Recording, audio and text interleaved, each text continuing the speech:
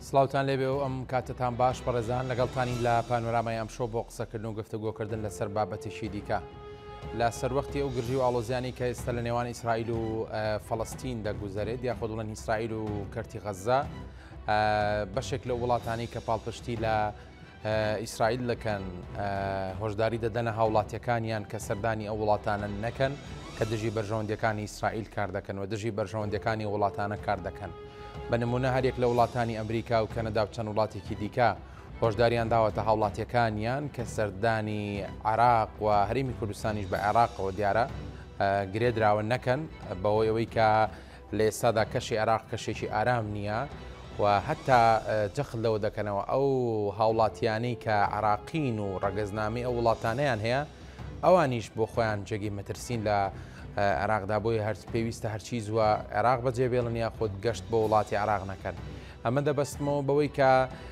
دەبێت هەڵوێستی حکوومەتی عێراق و حکوومەتی هەرێمی کوردستان چی بێ لەسەر ئارامی و نائارامی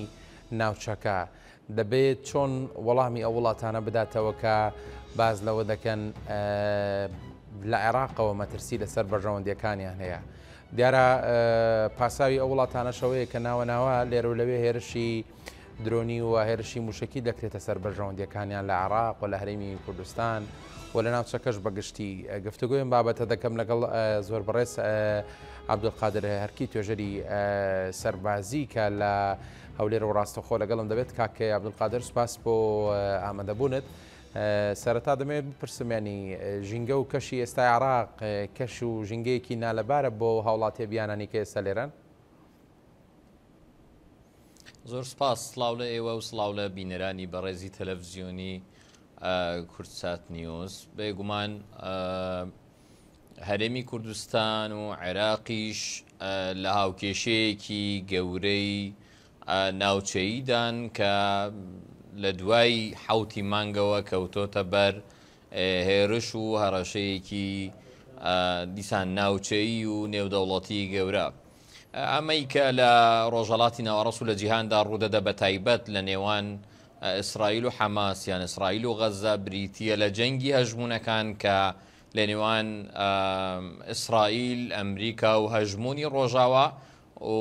ئێران لە هەژمونی بەرەی بەرگری و دواتر بە پاڵپشتی چین و رووسیا ئەگەر بە شێوەیەکی نهێنیش بێت. بەڵام ئەوەی کە دیارە ئەوەیە کە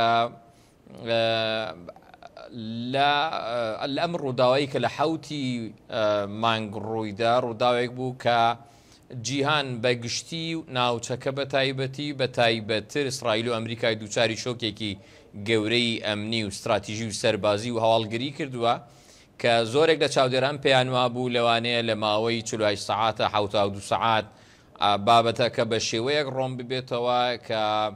بتوانن بەرپەی خۆیان بەرچاوڕوونیەکیان بۆ قۆناغی داهاتوو هەبێت. بەڵام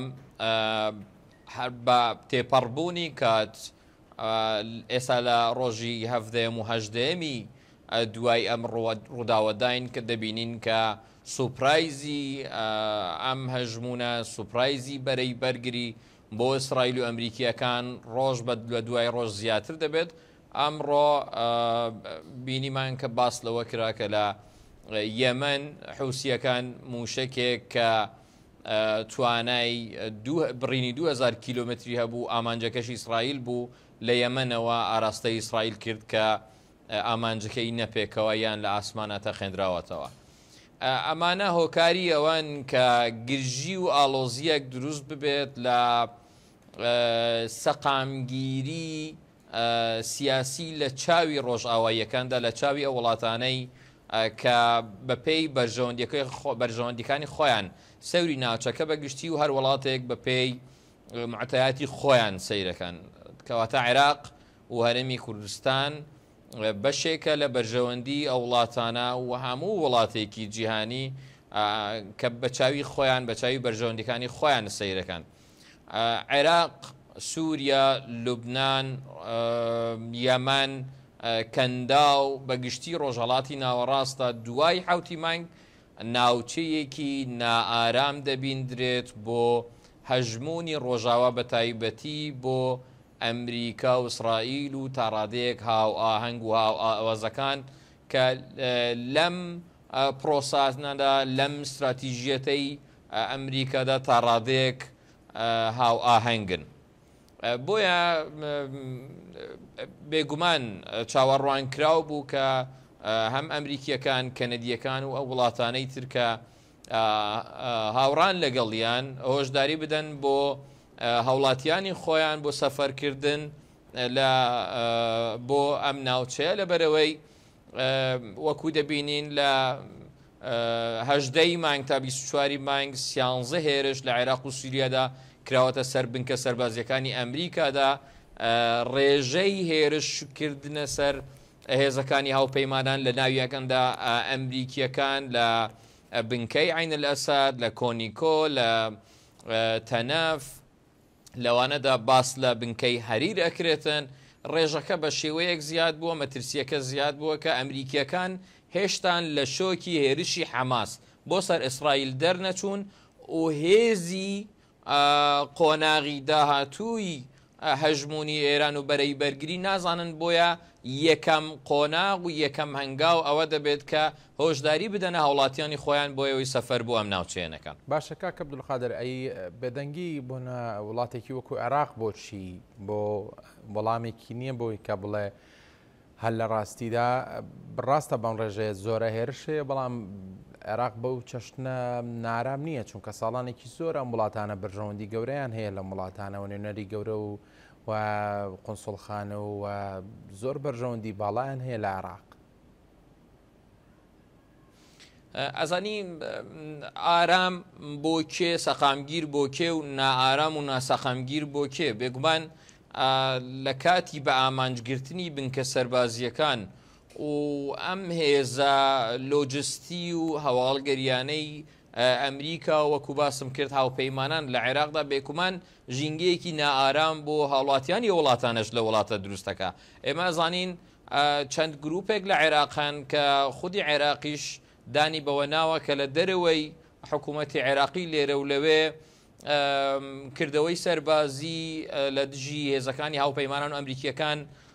ئەنجامەدەن. وەکو باسم کرد لە 18 بۆ 24 مانگ هێرش ئەنجام دراوە بە گوێرەی هەندێک سەرچاوی هەواڵ زیاتر لە 24 ئەفسەر و سەربازی ئەمریکی بریندار کراون لەم نێوەندەدا. بۆیە چاوەڕوان کراوە کە ئەم ناوچەیە بۆ خۆیان بە ناسەقامگیر و نائارام لە قەڵام بدەن. بەڵام لە بەرامبەردا بۆچی عێراق و بۆچی هەرێمی کوردستان بێدەنگە بێگومان ئەگەڕێتەوە بەوەی کە کاریگەری و قورسایی عێراق و هەرێمی کوردستان لەو هاوکێشەی کە لە ڕۆژهەڵاتی ناوەڕاست و لە جیهاندا هەیە قورساییەکی کەمە، کاریگەریەکی زۆر لاوازە. بۆیە ئەگەر بیرتان نەچێت لە ساڵێک و 2 ساڵی ڕابردوو کە باس لە نێوەندگیری عێراق لە نێوان ئێران و ئەمریکادا ئەکرا، گەورەترین ئامانجی عێراق لەو کاتە ئەوە بوو کە عێراق لەم هاوکێشەیە، لەم ململانەیە، لەم ڕکابەراتیە، لەم توندوتیژیە بە کەمترین زەرەر بباتە دەر. بۆیە لە عێراق ئێستا لەم حاڵەتەدا عێراق و هەرێمی کوردستان ناچارم بێدەنگی هەڵبژێرن لەوەی کە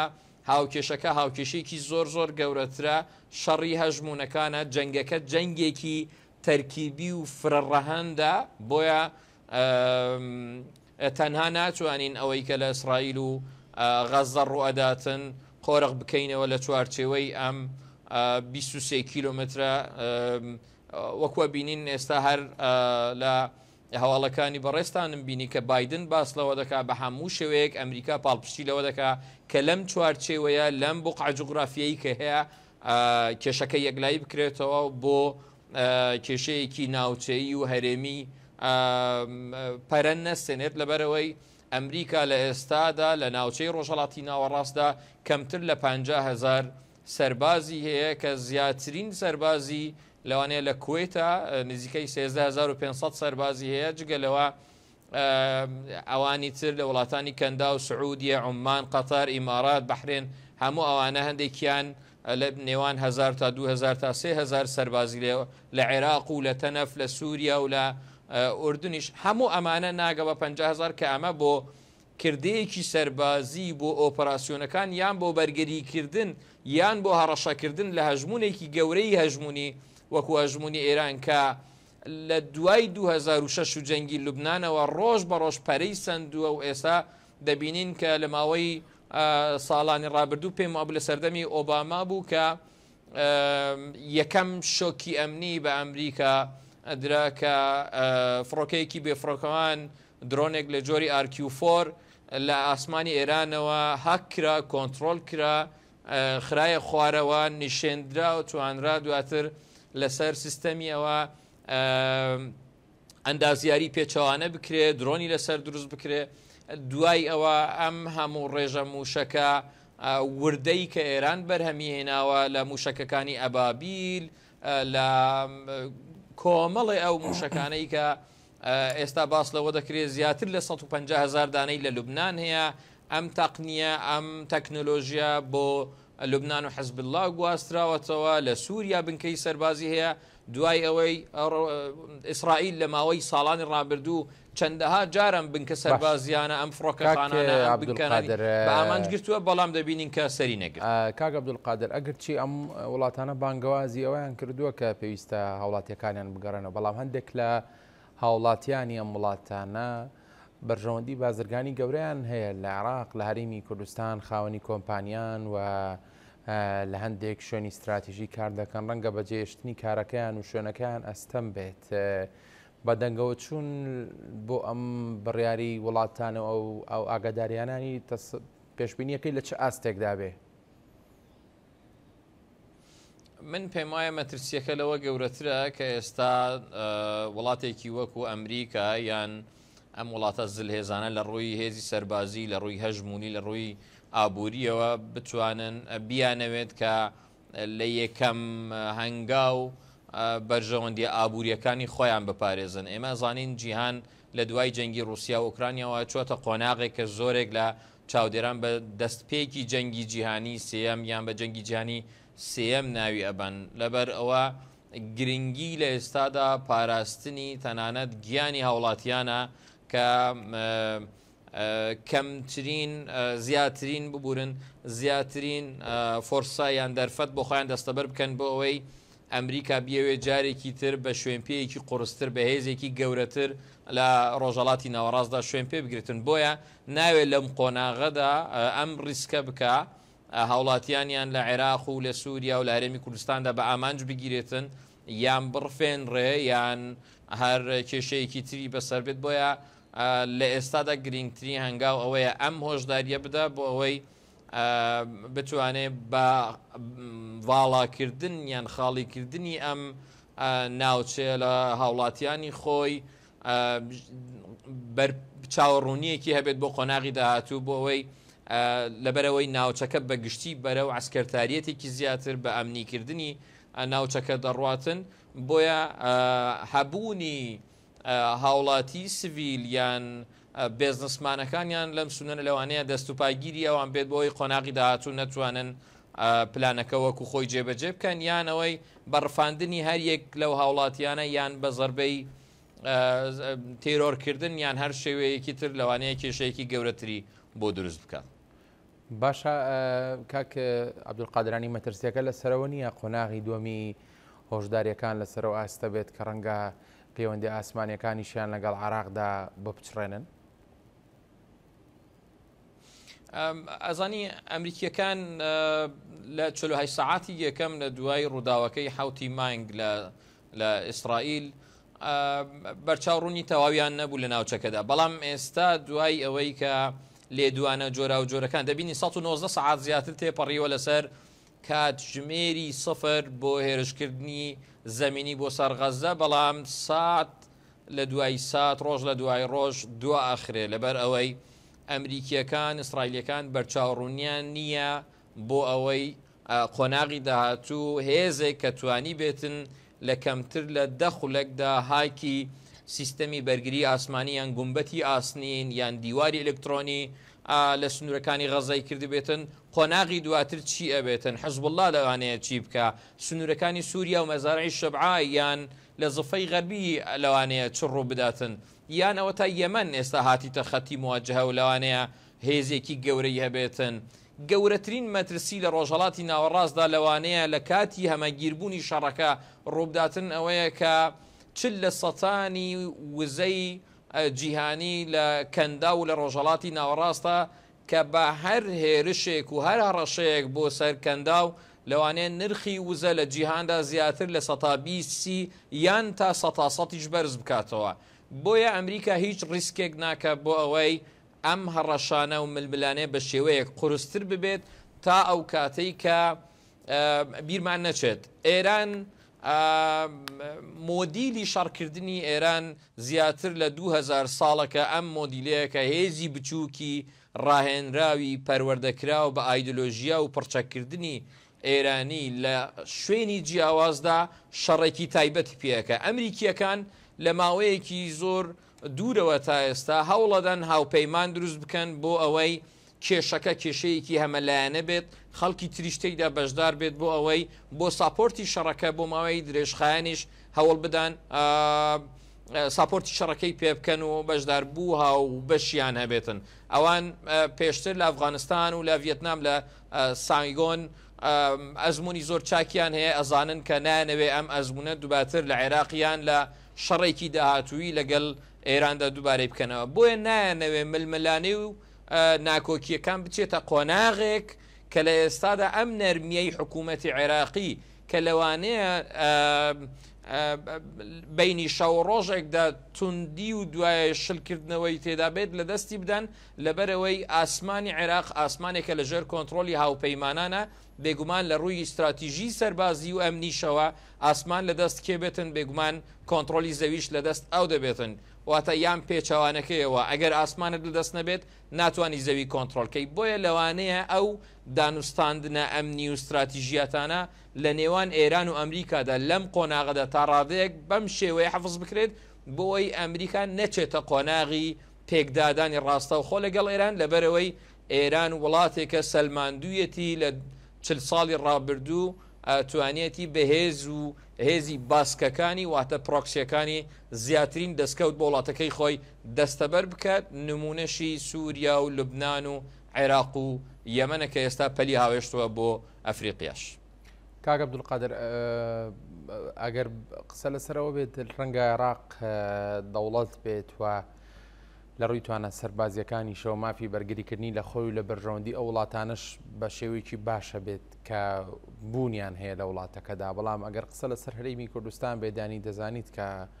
لە ماوەکانی ڕابردوو شێرشی لەم شێوەیە کراوە لە هەرێمی کوردستان، بەڵام هەڵوێستێکی ئۆتۆمان نەبینیوە.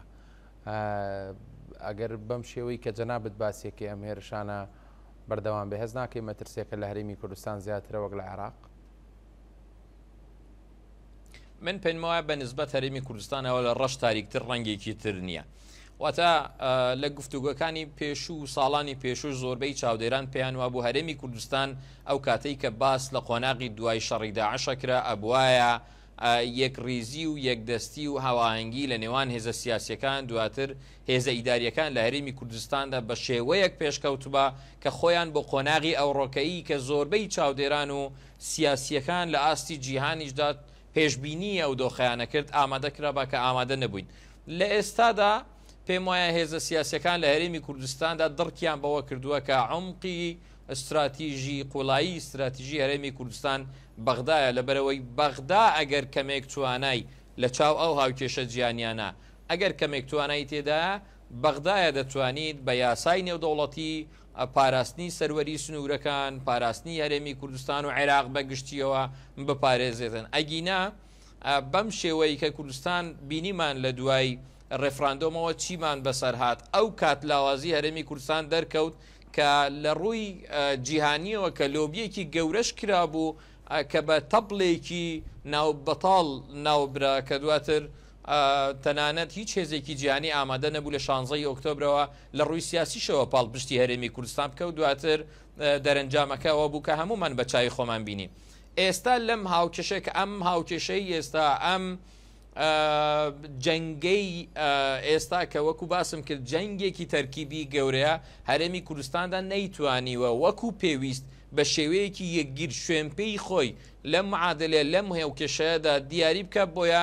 ناچار ئەبێت بە باشترین خراپەکان ڕازی بێت کە باشترین خراپەکان من پێم وایە لە ئێستادا هاو ئاهەنگی تەنسیقی زیاتر لەگەڵ بەغدا بۆ ئەوەی بتوانین هەر نەبی لە چوارچەوەی عێراقدا ئەگەر قازانجیژنەکەی بەڵام بەکەمتری زەرەر وەکو باسم کرد عێراق بەگشتی لێ دەربچین. کاک عەبدولقادر لە سەرەتای دەستپێکردنی ئەو شەڕ و ئاڵۆزیانەوە لەسەر ئاسی بەڵا عێراق هەڵوێستی خۆی باشکرا دەربڕی کە پاڵپشتی لە داواکاریەکانی خەڵکی فەڵەستین و هاوڵاتیانی سیڤیلی ئەو وڵاتە دەکا و بجۆرێکی دیکەش والێک درایەوە کە ڕازیکردنی بەشێک لە وڵاتانەیە کە بەرژەوەندی باڵیان لەگەڵ عێراقدا هەیەەوە سۆزداریان هەیە بۆ فەڵەستین و بۆ بزوتنەوەی حەماس. باشە خودی ئەم لایەنگیریان یەکلایکردنەوەی هەڵوێست بەرامبەر بە فەڵەستین لە بەرژەوەندی عێراق بوو یاخود بە زیانی ئەم وڵاتە شکایەوە؟ ئەزانی پێناسەی قوڵایی استراتیژی تاران دەریای ناوەڕاست عێراقیشی تایە. ئێمە ناتوانین هەژمونی ئێرانێک نادیدە بگرین کە لە دوای 2023ەوە ڕۆژ دوای ڕۆژ کاری کردووە بۆ ئەوی ئەم هەژمونە لە ڕێگەی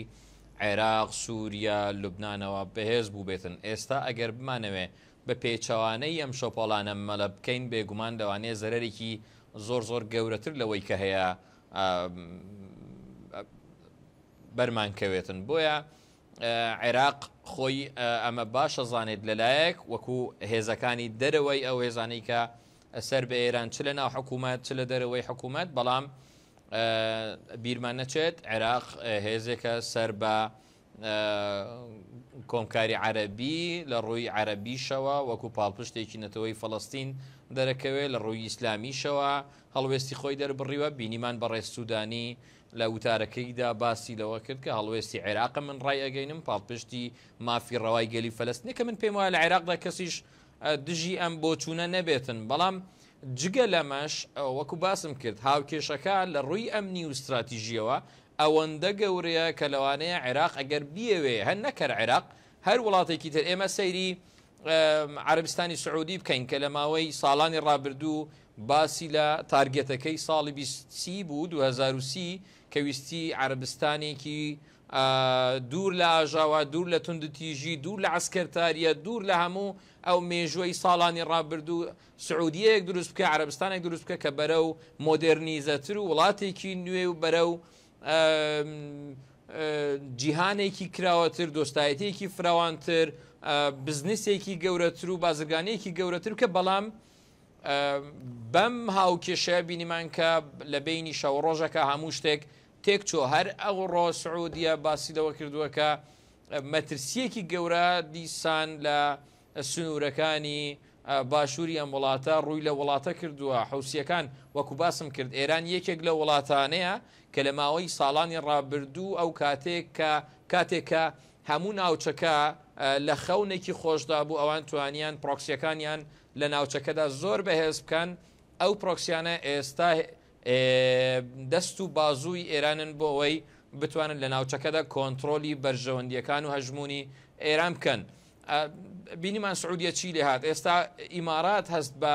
هەڕێژەیەکی زۆر دەکا. بینیمان زمانی گفتوگۆی ئیماراتیەکان لە ماوەی 15 ڕۆژی ڕابردوو لەگەڵ ئێران کە داوایان کردبوو لە ماوەی کەمتر لە مانگێک دەبێت چارەنووسی ئەم دوورگانە دیاری بکرێتن کە ئێستا زمانیان گۆڕاوە. ئەبینین تورکایە کە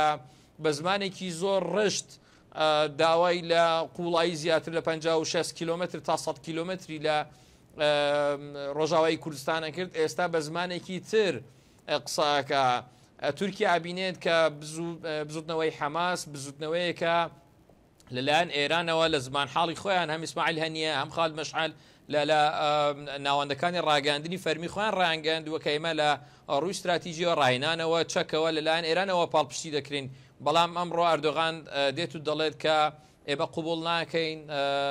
بزوتنەوەی حەماس بە بزنەوەیکی تێرۆریستی لە قەڵام بدرێت. ئەوانە بزنەوەیکی ئازادی خوازن. دواتر لە کۆبوونەوەی سێکۆسێ لەگەڵ ئێران لە تاران قەرار وایە لەسەر ئایندەی قەوقاز و ئازەربایجان و ئەرمینیا قسە بکرێتن. ئەمە گۆڕانکاری زۆر گەورەیە کە دوای ئەم ڕووداوی حوتیمان کاتۆتەنەوە. بۆیە ئەم وڵاتانە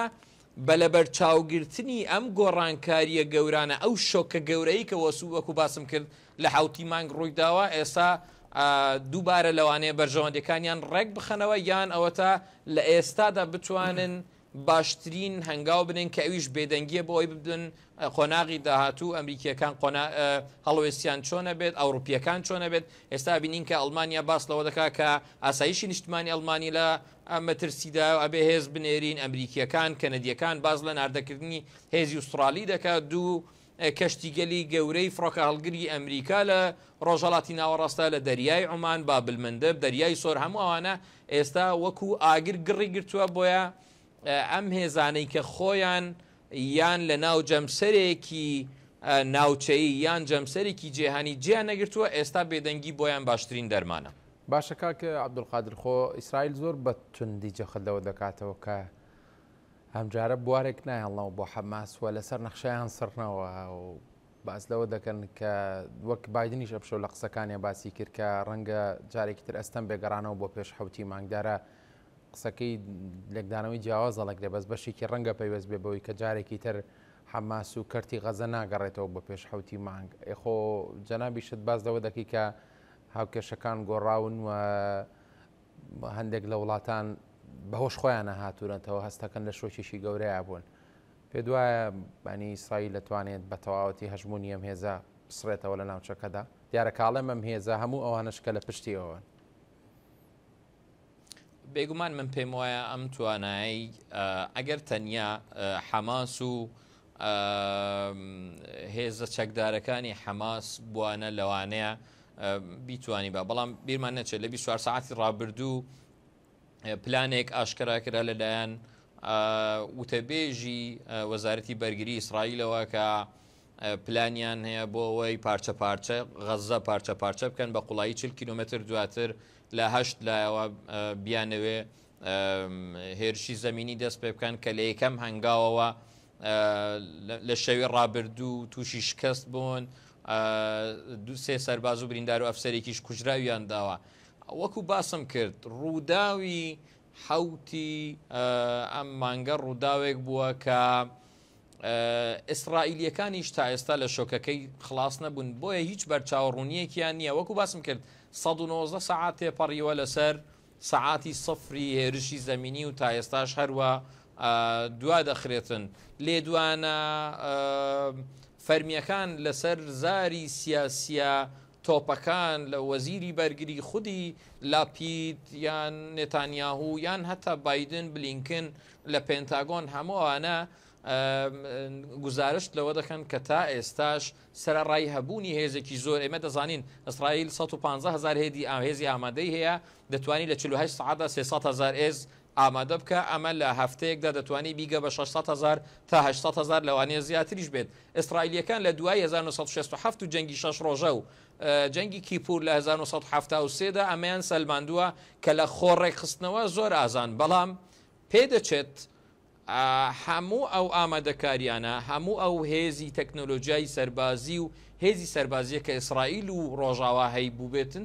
هەموو ئەوانە وەڵامی ڕووداوەکەی حوتی ئەم مانگەی نەیدابێتەوە بۆیە نایانەوێ بە چاوبەسترایی بە گوێرەی تووڕەیی ئیسرائیلیەکان هەنگاو بنن کە لەوانەیە دواتر وەکو جەنگی ساڵی 2006 و باشووری لوبنانی لێنێتن ئەو کاتەی کە حەزبوڵڵا تا شکستێکی گەورەی پێهێنان لە 2006ەوە تا ئێستا 17 ساڵ تێپەڕێتن و ئێستا بینیمان لە 24 ساعتی ڕابردوو درۆنی حەزبوڵڵا بە شێوەیەکی ڕاستەوە خۆ لە تەلەڤزیۆنی منار بڵاو دەکرێتن کە لە دەریاوە ئەسوڕێتەوە تا عەکا ئەڕوا موشەکەکانی حەزبوڵڵا زیاتر لە 80 کیلومتر ئەبڕن ئەگەن بە حەیفا ئەمانە هەمووی مەترسی زۆر گەورن کە هێشتا نازانرێتن پشتی ئەمانە چ توانایەک لە هێزی حەزبوڵڵا لە هێزە پاڵپشتیدارەکان لە سووریا لە ناو جیهادی ئیسلامی لە زفەی غەربی هەروە لە حەماسدا هەیە نازانین حوسیەکان پلانیان چییە و چ توانایەکیان هەیە لە عێراقدا چی هەیە هەموو ئەمانە نەزانراوە بۆیە هەنگاونان بەنەو قۆناغیدا تو بۆ ئەمریکیەکان زۆر ئەستەما و پێدەچێت ئەمریکیەکانیش بە زۆری زۆرداریش بێت ڕێگری لە ئیسرائیلەکان بکەن بۆی لەو قۆناغە کارێک نەکەن کە بە گران لە سەریان بوەستێتن. باشە کاکە عەبدولقادر هەندێک لە چاودێران باسی ڕۆڵی رووسیاش دەکەن کە دەڵێن دەبێت ڕۆڵی رووسیا نادیدە نەگیرێ بۆ پێی کە ڕەنگە پەیوەندیەک جەنگی ئۆکراین لەگەڵ رووسیا و ئەم جەنگە و ئەم شەڕە پێکەوە ببەسێتەوەی کە رووسیا دەوێت ئەوانی کە پاڵپشتی لە ئۆکراین دەکەن و بە چەک و بە پاڵپشتی سەربازی لە ڕێگەیەکی تر و لە دەرگایەکی ترەوە سەرقاڵیان بکا بە شەڕێکی دیکەوە بۆی ئۆکرانیا لە مەیدانەکەیە بە تەنها بەجێ بێڵن ئەم بۆ چوونە تا چەند ڕاستە؟ یەکێک لە هۆکارە هەرە گەورەکانی ڕێگریکردنی ئەمریکا لە گەورەبوونی پەرەسەندنی شەڕەکە لە ڕۆژهەڵەتی ناوەڕاستدا ڕێک ئەوەیە لە 72 سعاتی یەکەم کۆگاکانی چەک و تەقەمەنی تا ڕادەیەکی زۆر لە ئیسرائیلدا بەتاڵ ببوو مەبەستم زەخیرەی قورسە چەکی قورس وەکو گولەی تۆپ و موشک لە ئەمریکاوە پاڵپشتی بۆ نێردرا و جستێکی پردێکی ئاسمانی بۆ دروستکە ڕێک وەکو ئەوەی ساڵی 1970 ئەمریکا و ناتۆ زیاتر لە 50 لە سەتانی زەخیرە جەبەخانەی خۆیان لە دژی رووسیا لە ئوکرانیا لە دەست داوە وەکو باسم کرد لە سەرەتا ئەم جەنگە جەنگێکی تەرکیبیە بەداخڵبوونی ئەمریکا لەم جەنگەدا بێگومان چین و رووسیادا لە جەبهەکانی خۆیان یەکیان لە دەرکیایی چین ئەوەی تریان لە ئوکرانیادا سەرکەوتوو دەبێت لە دوو ڕۆژی ڕابردوو لەسەر زاری بەرپرسە باڵەکانی ئوکرانیەکان باس لەوە دەکرێت کە لەم ساڵدا 15 ملیار دلار پاڵپشتی دارایی لە یەکێتی ئەوروپا و لە ڕۆژاوەوە بۆیان هاتووە چاوەڕوان نەکرا لە ساڵی داهاتوو زیاتر لە 18 ملیار بێت کە دواتر باسییان لەوە کرد کە لەوانەیە زۆر ناتوانن پشت بەم پاڵپشتە داراییە بەستن لە سەرەتای هەفتەی یەکەمی دوای حوتی مانگ ڕووسەکان لە جەبهەکانی دۆمباس تەواوی دژە هێرشەکەی ئوکرانیان تێکشکاندووە ئوکرانیەکان لە جەبهەکانی خۆیان زیاتر لە 100,000 کوژراویان داوە تا ئێستا لەم دژە هێرشە دووچاری شکستێکی زۆر گەورە بوون ئەکرێ ئەوەی کە لە لیتوانیا و لە لووتکەی ناتۆ باسکرا ڕاست بێتن بۆەوەی کە هاوکێشەی ئوکرانیا ئیتر هاوکێشەیەکە کە بە حربی استینزاف ناوە درێتن و ئەوەی تێیدا تیا ئەچێتن ئەوروپیەکان بن بۆیە ئەوروپیەکان زۆر بە حەزەرن ئوکرانیا لەوانەیە لێرە بەولاوە چاوی لەوە بێتن کە بیەوێ دەرگایەکی گفتوگۆی بچووکیش ئەگەر لەگەر رووسەکان دەستی بکەوێتن لەمبەر بێگومان ئەو پاڵپشتە سەربازی ئەمریکیی کە بۆ تایوانە کرا لەوانەیە لە ئێستادا بربەستێکی بۆ دروست ببێت لەبەرەوەی نازانین قۆناغی داهاتوو چی لێ دێت ئەمریکایەک کە بە چاوێکی بەستراوەوە گەڕاوەتەوە ناوچەکەی ئەو ناوچەیەکە پێی وابوو هەمن ئەو ناوچەیە کە لە 2011 بەجێ هێشتووە بەڵام ئێستا ڕووداوی هەفتی مانکەیە یعنی نازانی تۆ ئەم شەو لە سنوورەکانی باشووری لوبناان چی ڕوئەدا لە سنوورەکانی جۆلان بەرزانەکەی جۆلان لە مەزارعی شەبعان نازانی چی ڕوئەدا نازانی لە زەفەی غەربی جیهادی ئیسلامی چیە کە ئەمە هەموو ئەوانە دیار نییە چاو